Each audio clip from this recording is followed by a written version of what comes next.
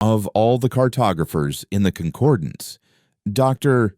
Eris Thorne was the only one obsessed with the blank spaces.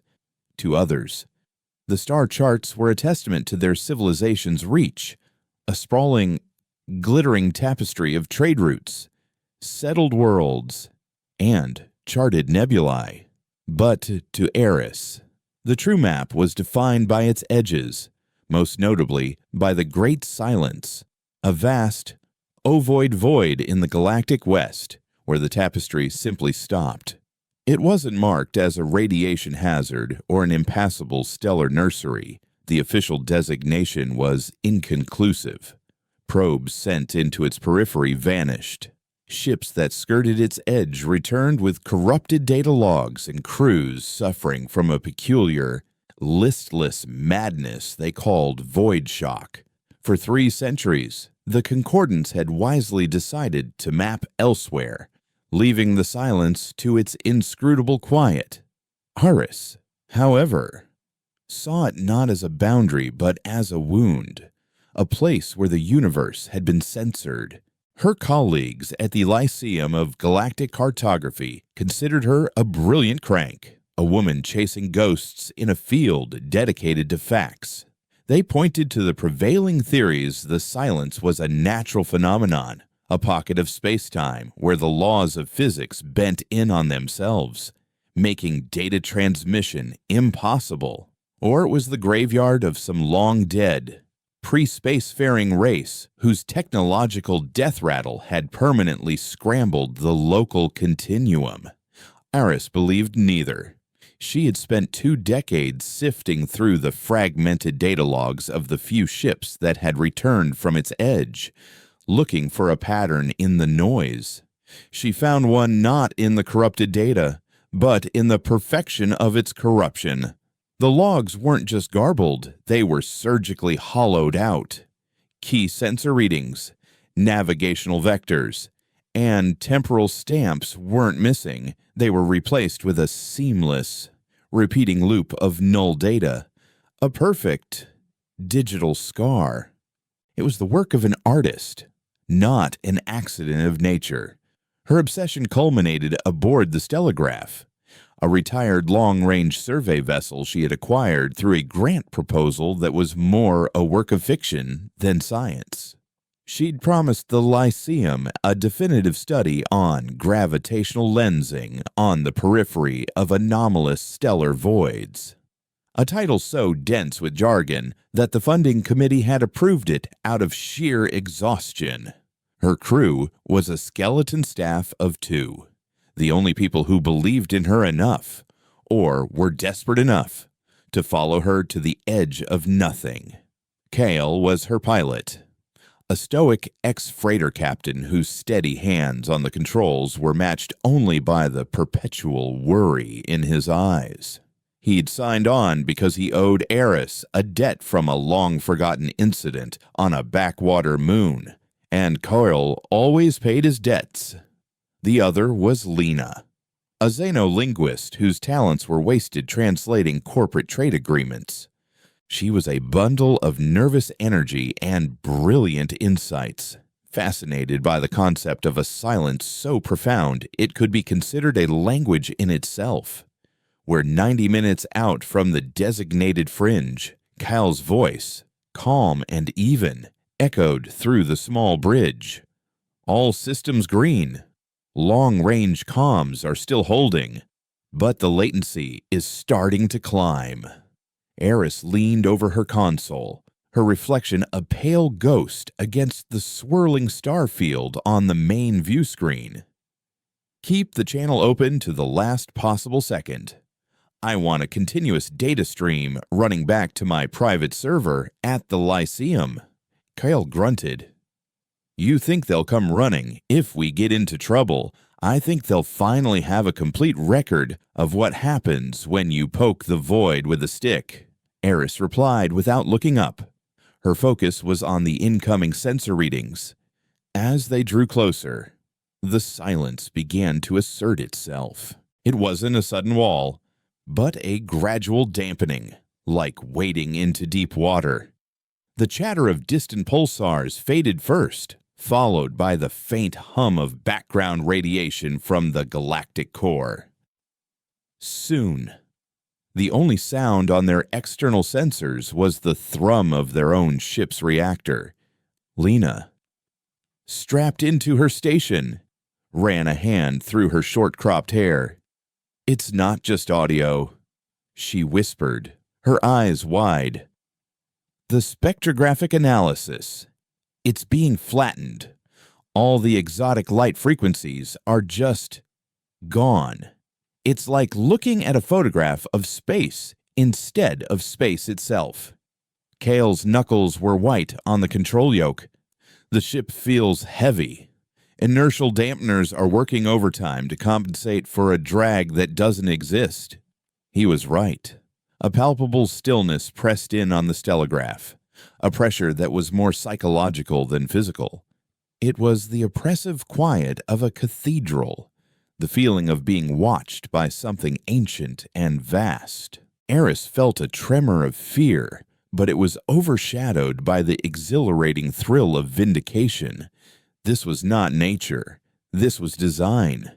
For 2 days, they drifted along the edge, a tiny mote of light and noise against an infinite curtain of black. Eris ran scans, collected petabytes of null data, and charted the precise, razor-sharp line where the universe, as they knew it, ended. It was on the 3rd day that they found it. Not a station, not a derelict ship, but something far stranger. "Anomaly detected," the ship's AI announced in its placid, synthetic voice. "Vector 009, massive object, composition unknown." On the screen, a single pixel refused to resolve. It wasn't giving off light or reflecting it. It was simply an absence. Kyle adjusted their course, his movements slow and deliberate. As they drew closer, the object took shape, and the breath caught in Eris's throat. It was a monolith, a perfect obsidian obelisk at least 50 miles long, floating in the absolute center of the void's threshold. Its surface was so smooth, so utterly non-reflective, that it seemed to drink the light from their ship. It was a hole in reality, cut into the shape of a needle. No heat signature, Kyle muttered, his voice strained. No radiation, no gravity, no magnetic field. According to the sensors, that thing is the same temperature as the vacuum around it, absolute zero. It's not there. But it is. Eris felt a profound sense of awe and terror. It was a monument to an impossible intelligence. For what purpose would anyone build such a thing? A gravestone, a warning, a lock on a door they never wanted opened. Lena was the one who found the whisper in the dark, while Eris and Kyle were focused on the monolith itself. She had turned her linguistic sensors to the space around it, filtering the background noise through 1,000 different algorithms.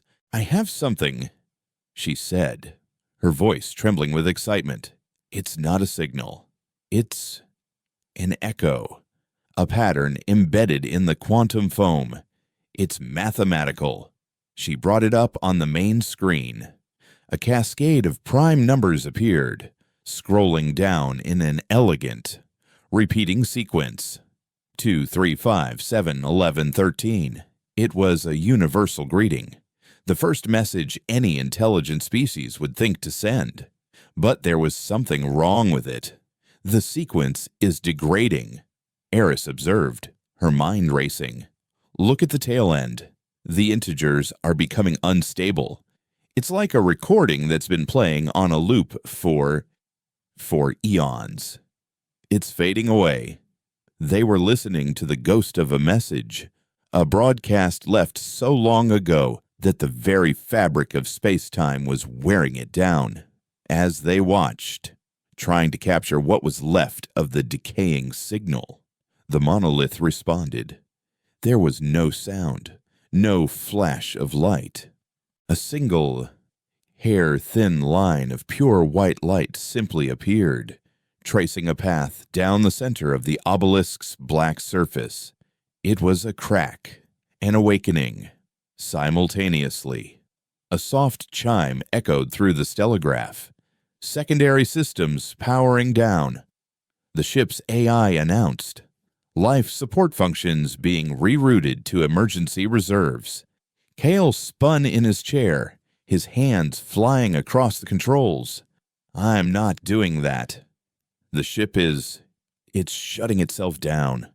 Main drive is offline. Navcom is offline. Even the emergency beacons are gone. Aris stared at the monolith, the glowing white line now pulsing with a slow, rhythmic beat, like a single, waking eye. They weren't being attacked. An attack would be chaotic, violent. This was calm, deliberate, and unnervingly polite. Their ship was being tucked into bed, its systems gently powered down by an unseen hand. The message was clear. You have seen what you are not meant to see. You have heard what you are not meant to hear. The lesson is over. Now, you will be silent, just like everything else. The last thing to fail was Lena's sensor suite.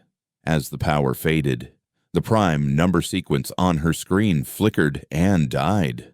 But not before one final, corrupted integer flashed for a fraction of a second, an impossible number, a fragment of a warning that had finally decayed into nonsense, adrift and powerless. The stellograph floated in the shadow of the monolith, its crew trapped in a silence that was no longer empty, but full of a terrible and ancient purpose. The quiet had found its voice, and it had spoken their irrelevance. The silence that followed was a living thing. Aboard the stellograph, the only light came from the emergency chem strips that cast a sickly green glow across the bridge, and the single, pulsing white line on the monolith outside. The air, recycled by the emergency reserves, tasted stale, metallic with the crew's fear. Kale moved first, his training overriding his shock. He unstrapped himself and moved through the darkened cabin with the quiet efficiency of a man who had seen systems fail before, though never like this. He pulled open floor panels, his hands searching for manual overrides, circuit breakers, anything that might respond to physical force instead of the digital commands that had been so easily silenced. He found nothing. Every system was perfectly, immaculately inert, as if the ship had been built without them in the first place. Lena remained in her chair, her body rigid, her gaze fixed on her blank console where the last impossible number had flashed. She kept seeing it in the after-image of her vision, a symbol of a mathematics that had broken down, a logic that had surrendered to a greater, more terrible truth. She whispered prime numbers to herself, a mantra against the encroaching stillness. 2, 3, 5, 7. But the sequence felt hollow now, a child's prayer against a god who dealt in calculus beyond her comprehension. Eris stood at the main view screen, her hands pressed against the cold transfer steel. She was not panicking. She was observing. The fear was a cold knot in her stomach, but her mind, the relentless, analytical mind of a cartographer, was cataloging the impossible. The monolith's pulse was steady, a slow, deliberate rhythm of one beat every 7.3 seconds. Not a random interval. It was a measurement, a scan. They were being studied. Their ship and its contents weighed and found wanting. "It's learning us," she said, her voice cutting through the tense quiet. Kyle looked up from a dead power conduit. "Learning how to take us apart." "No," Eris said, turning from the window, her eyes reflecting the green emergency light. It's learning how to talk to us." As she spoke the words, the contact began. It was not a sound or a light, but a resonance that started deep in the marrow of their bones. A low hum that bypassed their ears and vibrated directly in their skulls. The ship's frame groaned, not from stress, but in sympathy with the vibration, and the green chem lights flickered as the very air seemed to thicken. Then, the universe dissolved. For Eris, the bridge of the stellograph melted away into a vision of impossible scale. She stood in a void, but it was not empty. Around her, stars were being harnessed, their energy siphoned into colossal forges that birthed not ships, but worlds. She saw a civilization that didn't build on planets, but built the planets themselves, sculpting continents and oceans with gravitational tools, seeding them with life as an artist would prepare a canvas. This was humanity, but a version so far advanced that the concordants looked like amoebas contemplating fire. They were architects, masters of creation. But the vision soured. The vibrant light of their creations began to dim. She saw cities of crystal and light go silent, their inhabitants standing perfectly still in plazas and homes, their faces blank, their eyes fixed on some inner horizon. A subtle harmony began to emanate from them, a beautiful, terrifying chord that grew in strength as more and more of the population joined it. Aris understood with the scholar's chilling clarity this was not peace. It was a plague, a mimetic virus she could only name the chorus, a contagion of consciousness that erased the individual in favor of a single, unified mind. The architects had achieved a level of interconnectedness so profound that their society had become vulnerable to a total loss of self. Their greatest strength had become their most devastating weakness. The vision shifted again. She saw the desperate flight of the uninfected, the last free thinkers, the last individuals. They weren't fighting a war of weapons, but a war of ideas. They couldn't destroy the chorus without annihilating their own people, so they chose another path quarantine. She witnessed the construction of the monoliths, hundreds of them, forged in dying stars. They were not monuments. They were locks. They were the key components of a cage built around an entire section of the galaxy, a cage designed to contain the chorus, to seal it away from the rest of the universe, and to muffle its beautiful, deadly song. The Great Silence wasn't a void. It was a prison. For Kale, the experience was not one of cosmic understanding, but of visceral, grinding horror. He was on the ground, a soldier in a war he couldn't comprehend. He saw the armies of the chorus. They moved with a flawless, liquid grace, their actions perfectly synchronized. They didn't shout or scream.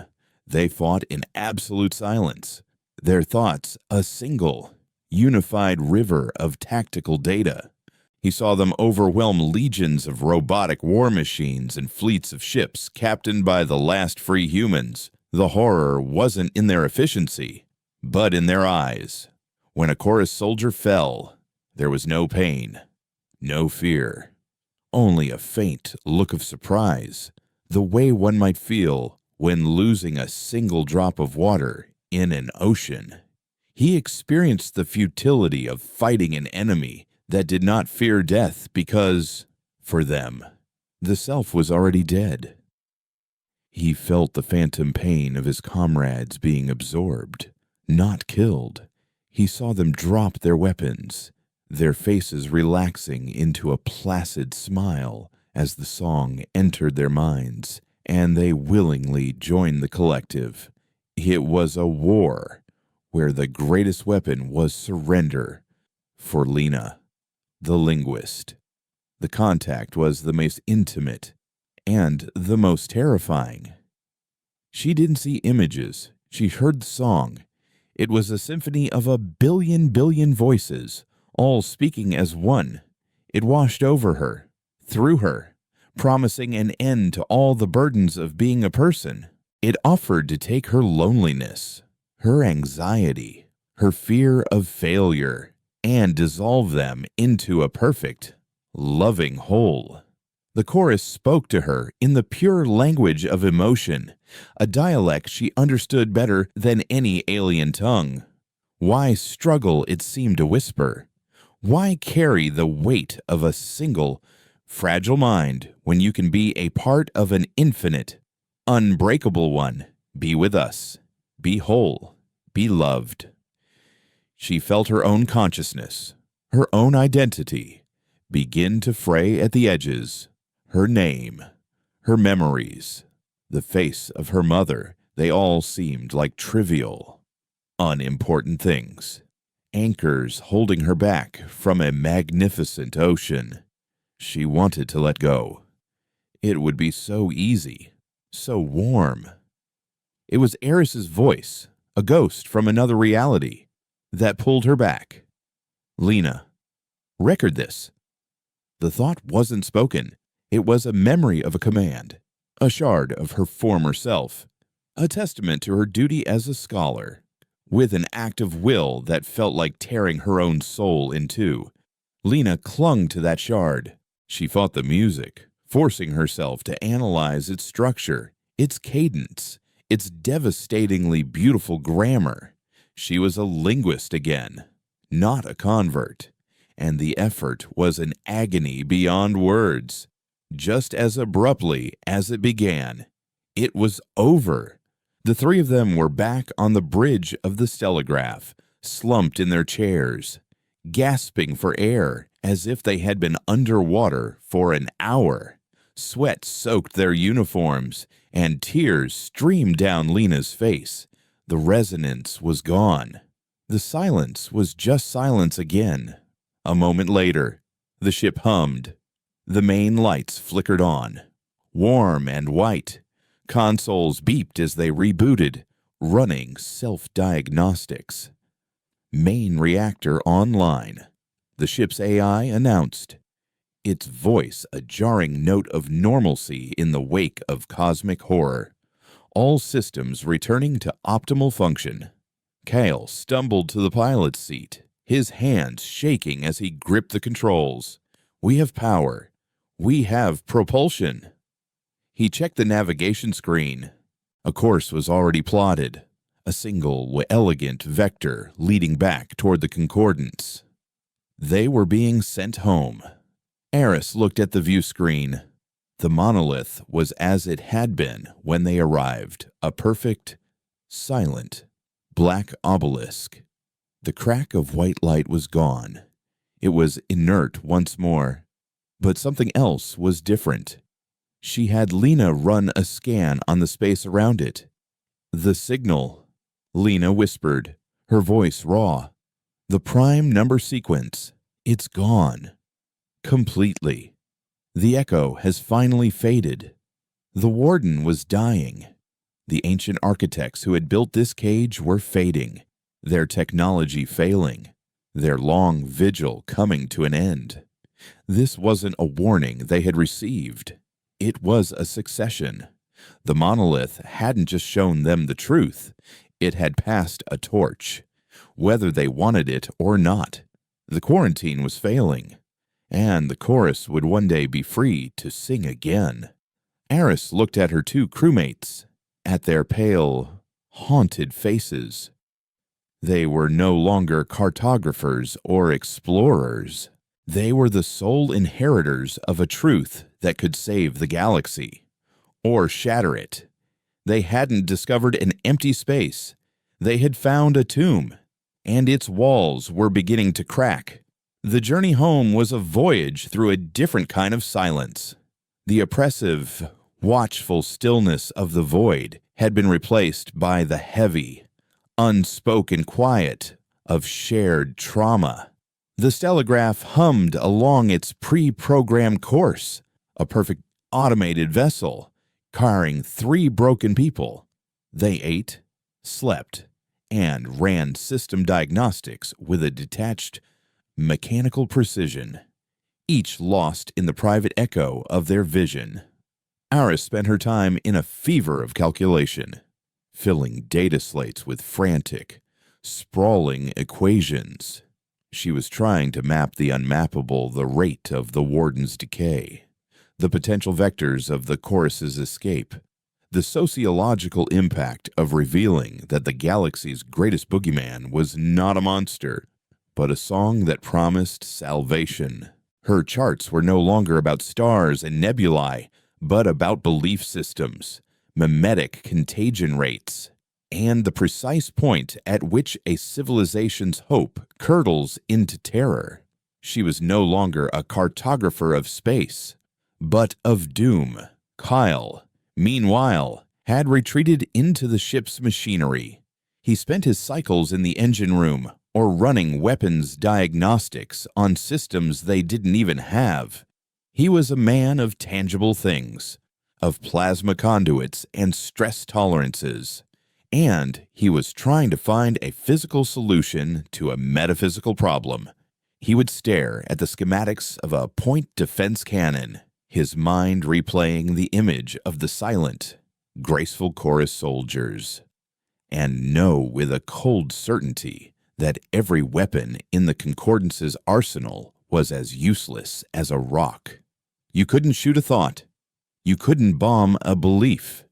He felt like a blacksmith preparing for a war against the tide, and the weight of that futility was crushing him. But it was Lena who bore the deepest wound. For her, the chorus was not a memory, it was a lingering presence.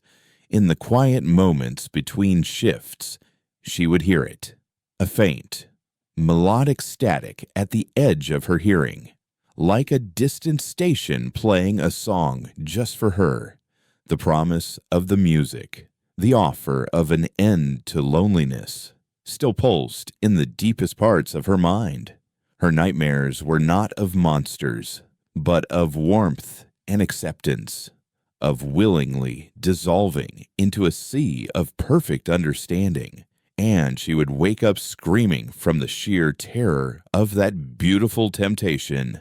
She began documenting everything she could remember of the song's structure, its hypnotic cadences and resonant frequencies.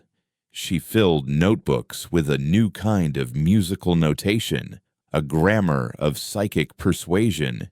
It was her duty as a linguist, her only defense.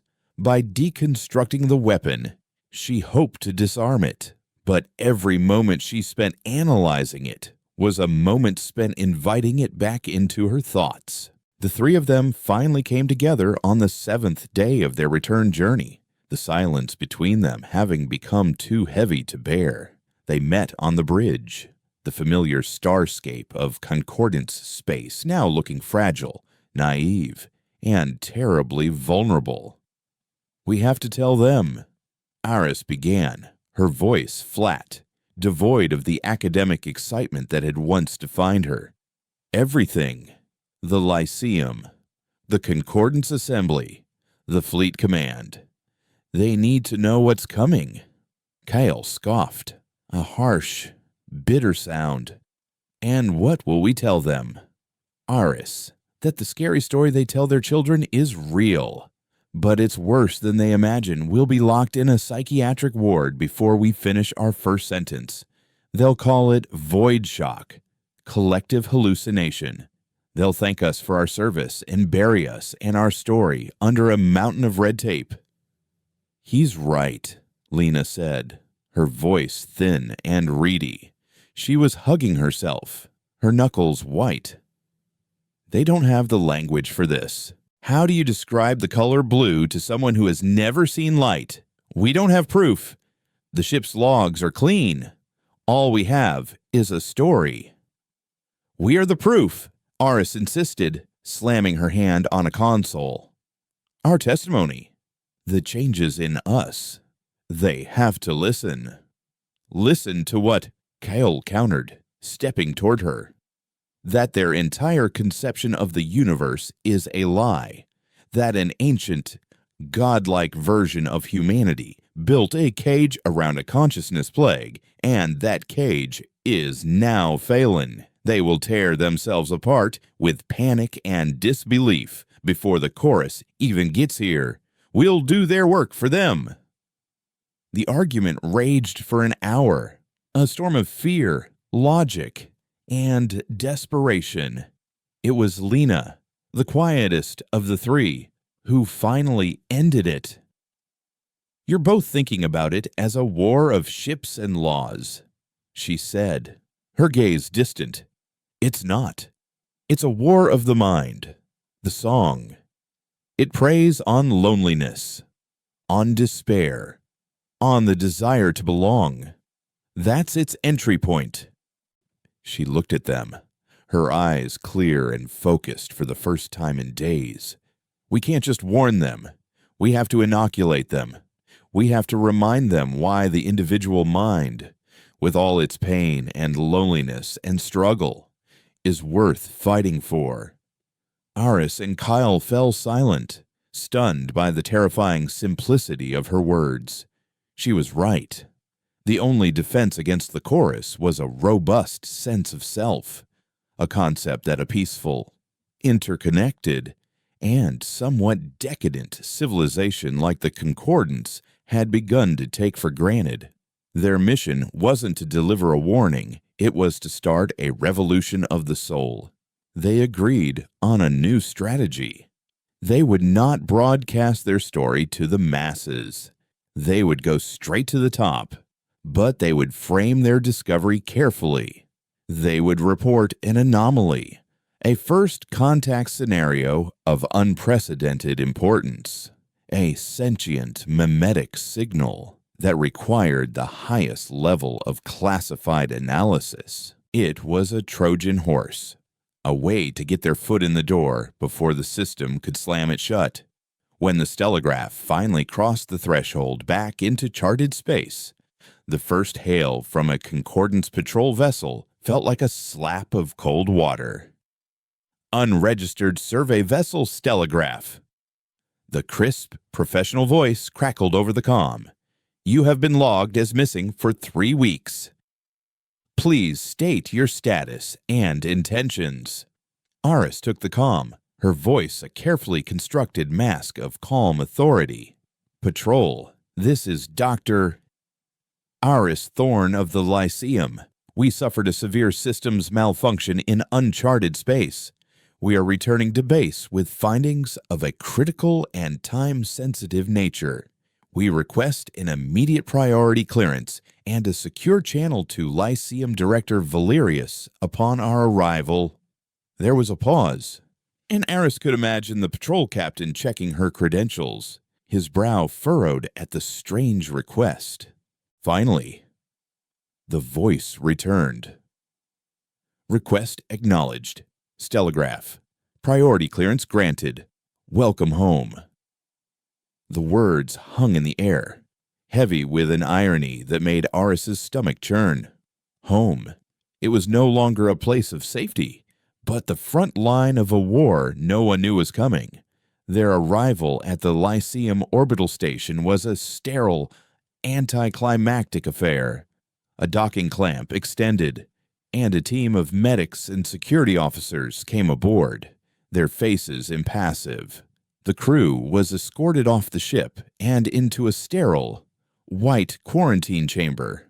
Their ship, Aris knew, would be impounded, its data drives stripped and analyzed by technicians who would find nothing but a perfectly fabricated story of a system crash and reboot. A few hours later, a man appeared on the other side of the quarantine glass. He was tall, impeccably dressed, with a thin, condescending smile that Aris knew all too well. Director Valerius.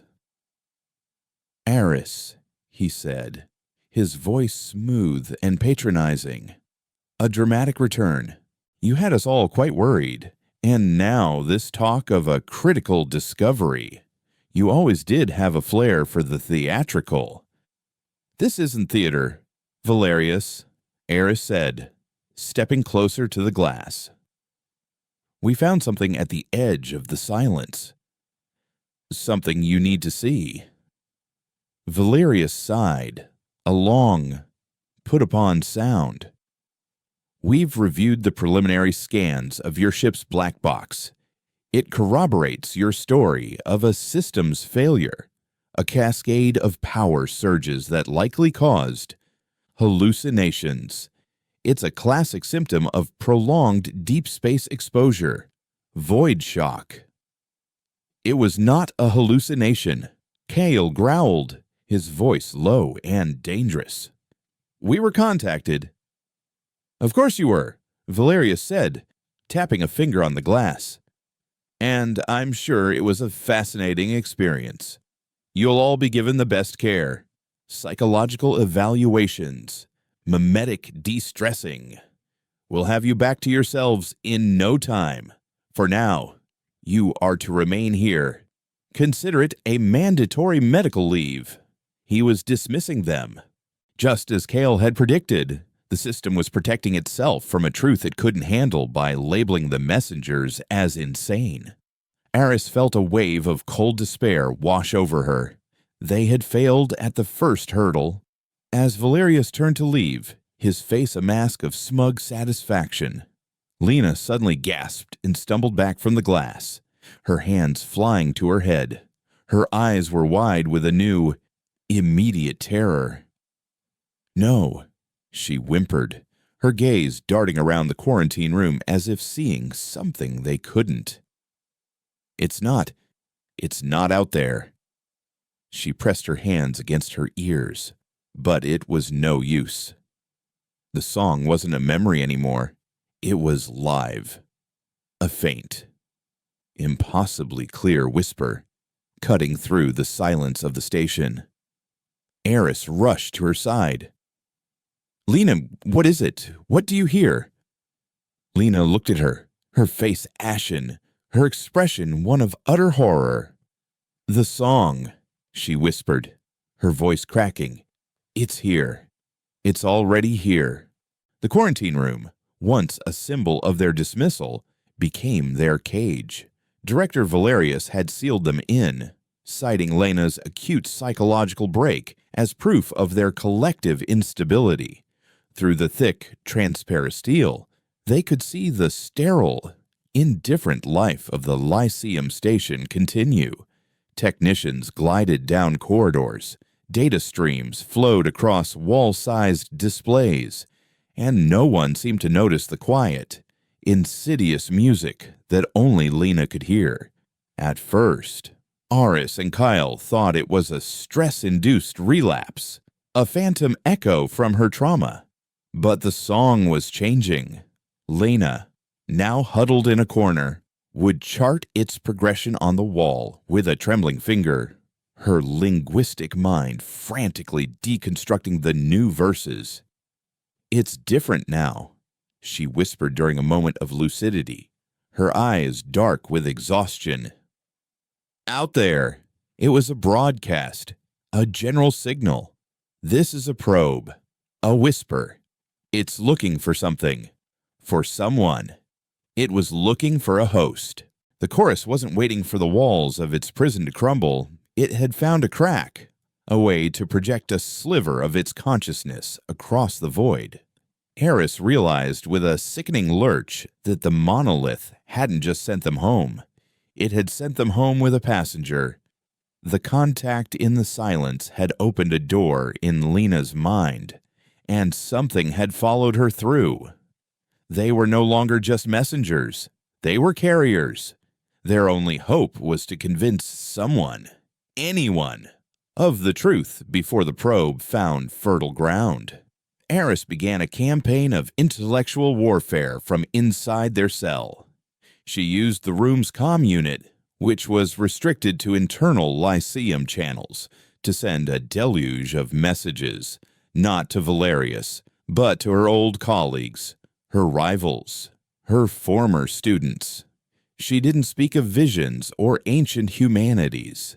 She framed her arguments in the cold, hard language of science. She wrote papers on anomalous mimetic propagation in null field environments, sent out queries about hypothetical quantum entanglement as a vector for interstellar communication, and requested archival data on every ship ever lost to the silence, citing a need to find a pattern in their last known sensor readings.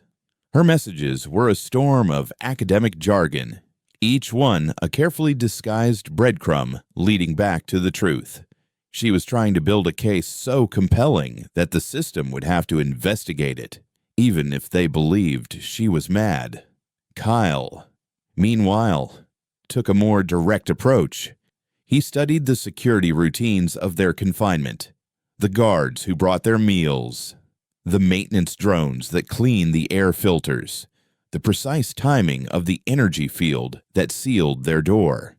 He was a creature of patterns and mechanics, and he saw their prison not as a room, but as a machine. And every machine, he knew, had a flaw. He found it in the room's waste disposal unit. It was an old model, a pneumatic tube system that jettisoned compacted waste into the station's incinerator. The system was shielded, but Kale noticed that for a fraction of a second during its cycle, the energy field around the door fluctuated, creating a tiny, momentary dip in power. It wasn't enough to escape, but it might be enough to send something out. While Eris fought with ideas, Kyle began building a weapon. Using parts scavenged from their meal trays and the comm unit's casing, he fashioned a crude electromagnetic pulse device, small enough to fit inside a waste compaction cube. His plan was simple and desperate: create a power surge that would overload a specific junction in the station's network, one that controlled communications for the entire research wing.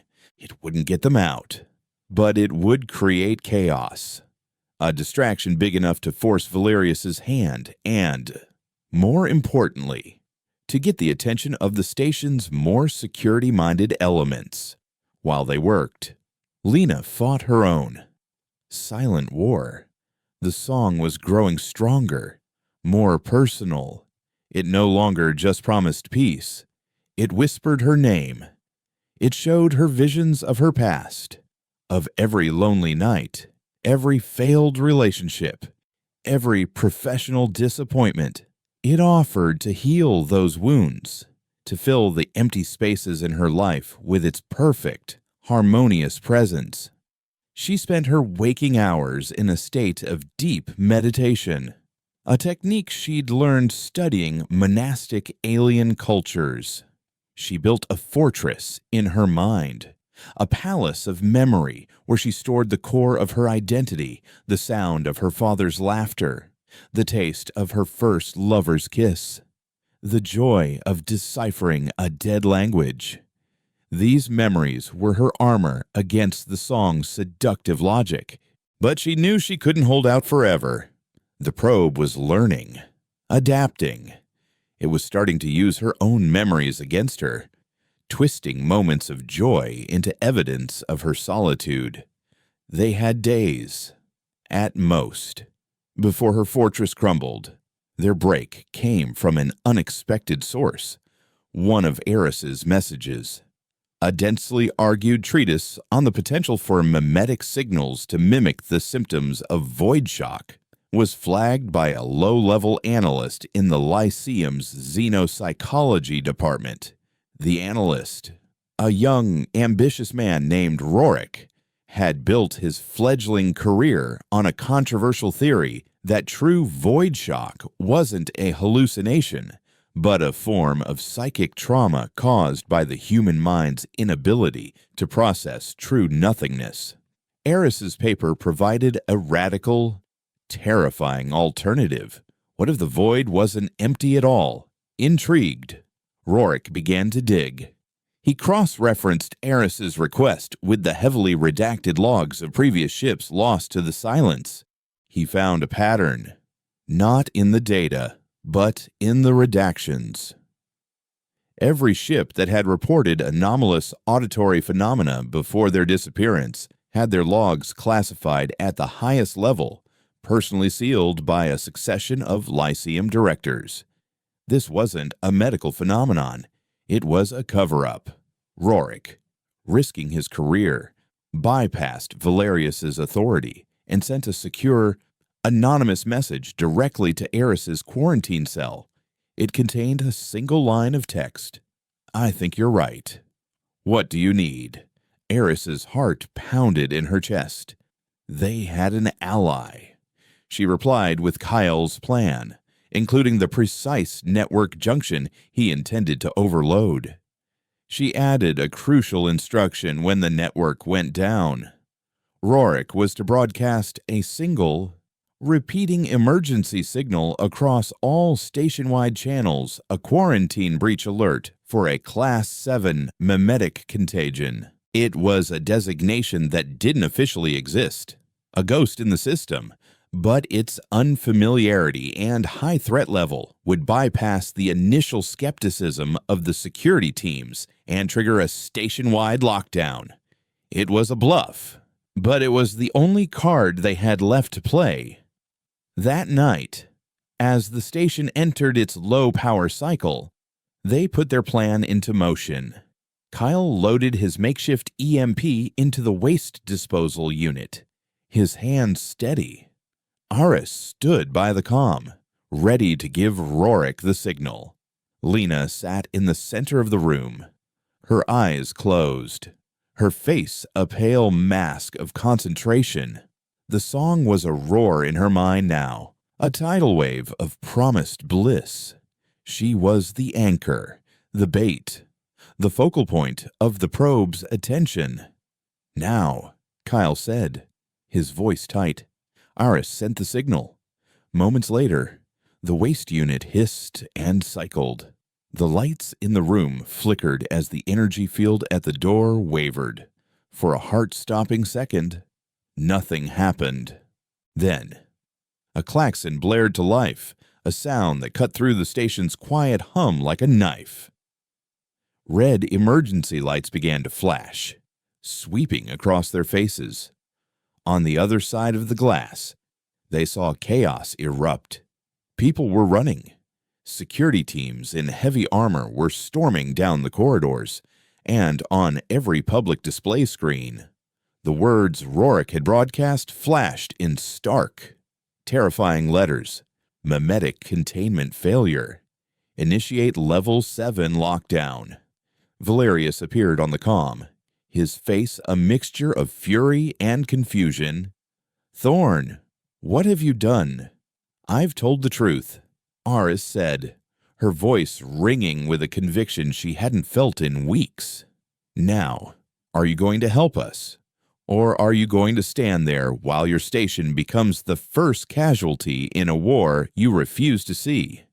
But Valerius wasn't their only problem. As the lockdown alarms wailed, Lena suddenly cried out, a sharp, piercing sound of agony. She collapsed to the floor, her body convulsing. The chaos, the fear, the sudden surge of adrenaline throughout the station, it was exactly what the probe had been waiting for. In a sea of panicked, vulnerable minds, it no longer needed to whisper. It could shout. Lena's eyes snapped open. The irises, once a warm brown, were now glowing with a soft, golden light, the color of a harmonious dawn. A faint, multi-layered chorus of voices began to emanate from her, a sound that was both beautiful and utterly inhuman. "Why do you struggle?" So the voices sang, a perfect, overlapping harmony that seemed to vibrate in the very air of the room. "The peace is so close. We are here. Let us in." The probe had found its host. The chorus had a voice on the station, and it had just begun to sing. The song filled the room, a physical presence that vibrated in their teeth and resonated against their ribs. It was a sound of sublime, heartbreaking beauty, a 1,000-part harmony that promised an end to all pain, Through the quarantine glass, Aris could see its effect. The guards outside had lowered their weapons, their faces slack, their eyes unfocused as they tilted their heads, listening to a music only they could truly hear. The lockdown, a measure meant to contain a threat, had created the perfect echo chamber. Valerius's face, pale and tight with fury, appeared on the comm. Thorn, cease this.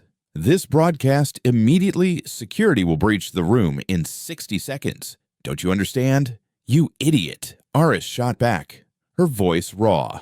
This isn't our broadcast. It's hers. It's theirs. If you breach that door, you'll be opening a concert hall. Your men will be the first converts. Kyle moved to stand between Aris and the door, planting his feet as if he could physically hold back the inevitable. His gaze was fixed on Lena, on the serene, alien intelligence that now wore her face.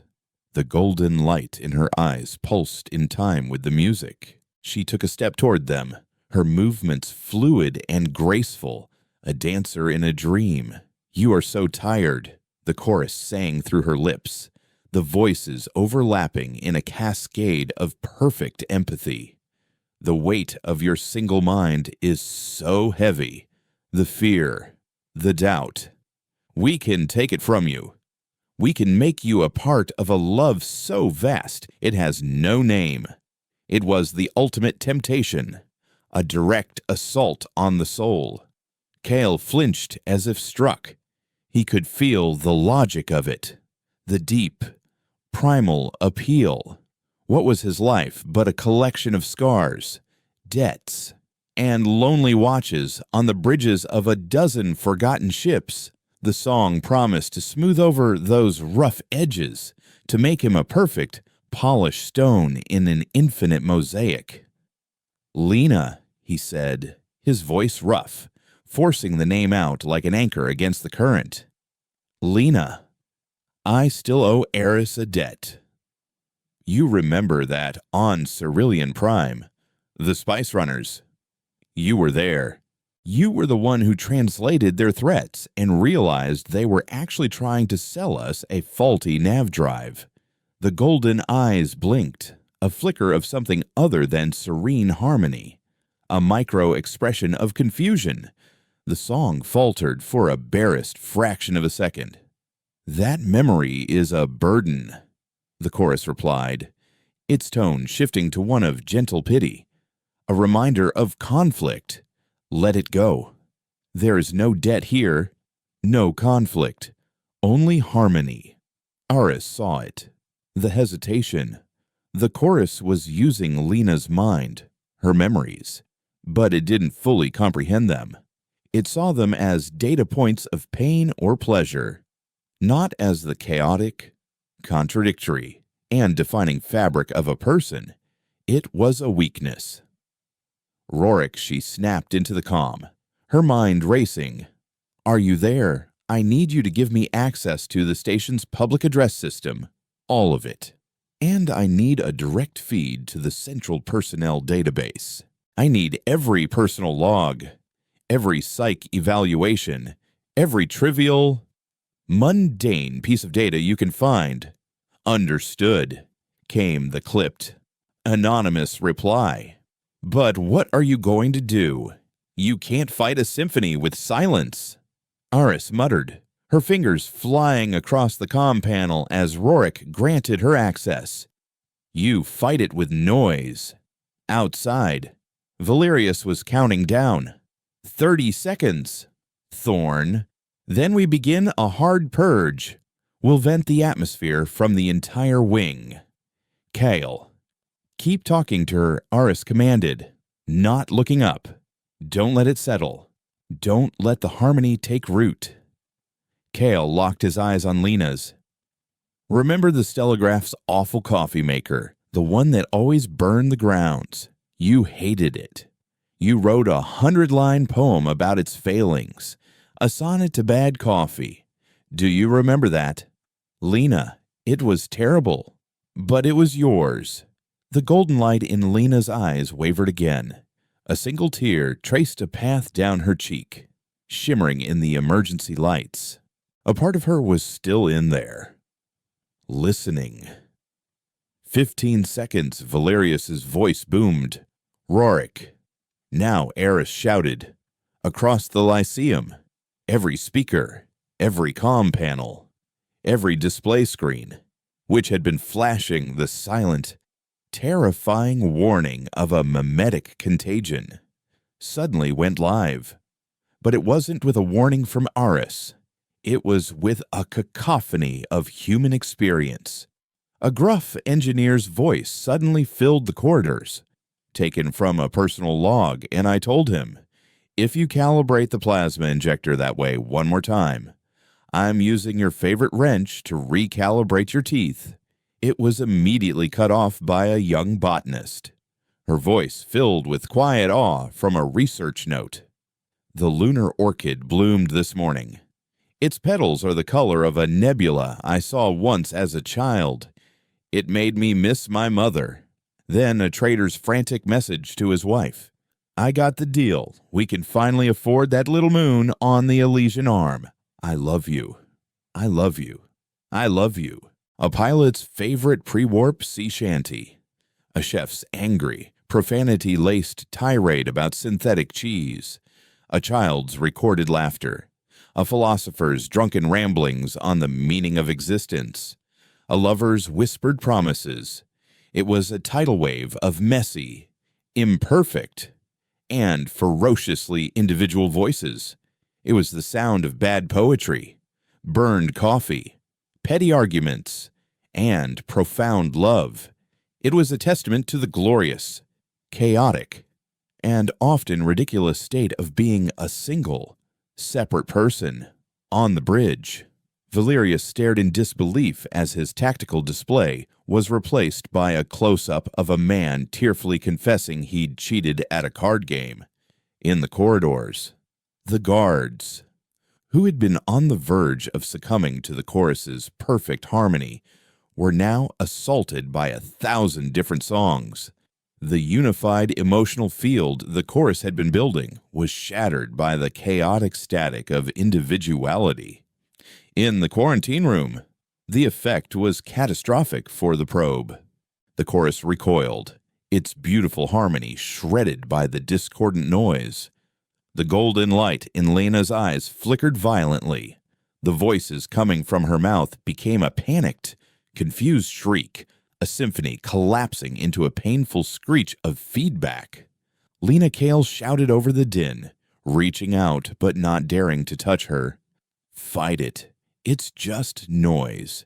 You are the signal inside her own mind. Lena was on the verge of letting go. Her fortress of memory was in ruins.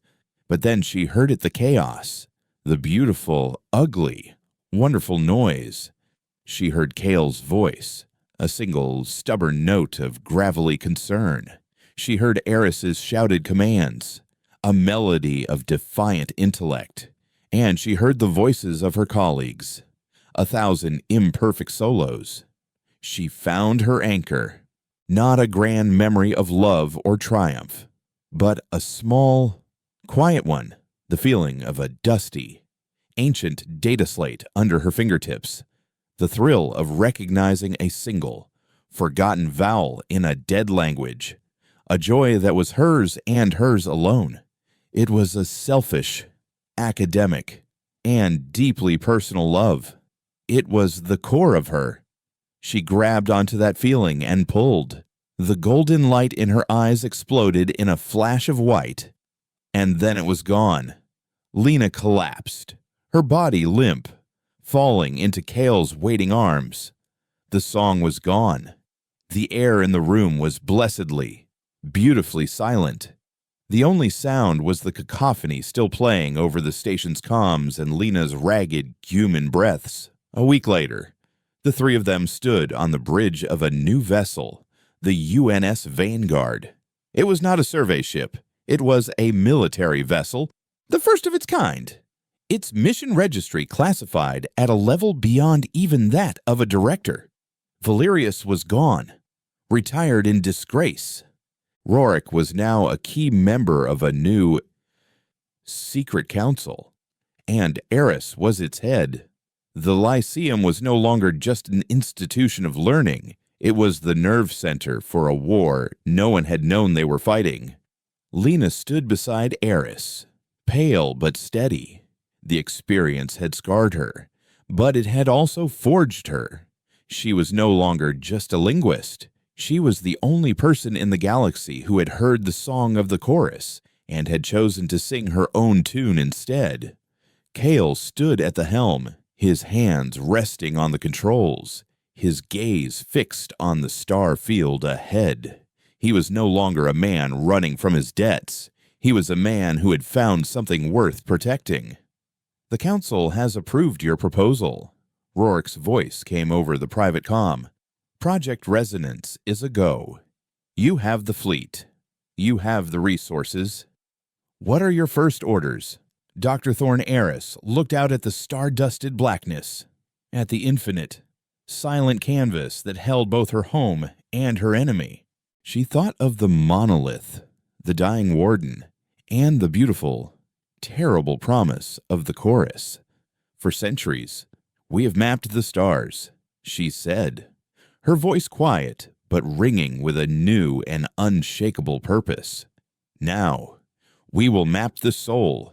We will not meet the silence with more silence.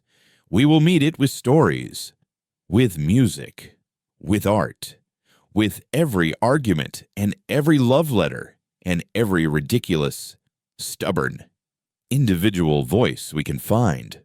We will gather the noise of this galaxy and make it a shield." She looked at her crew, her family, forged in the crucible of a silent god's prison. "Set a course for the edge of the silence," Aris commanded. "It's time we reminded it how loud life can be." The Vanguard's engines ignited, a silent flare in the darkness, and the ship turned toward the grate, waiting quiet. It was a single voice, heading out to join a chorus of its own making, ready for the war that was to come.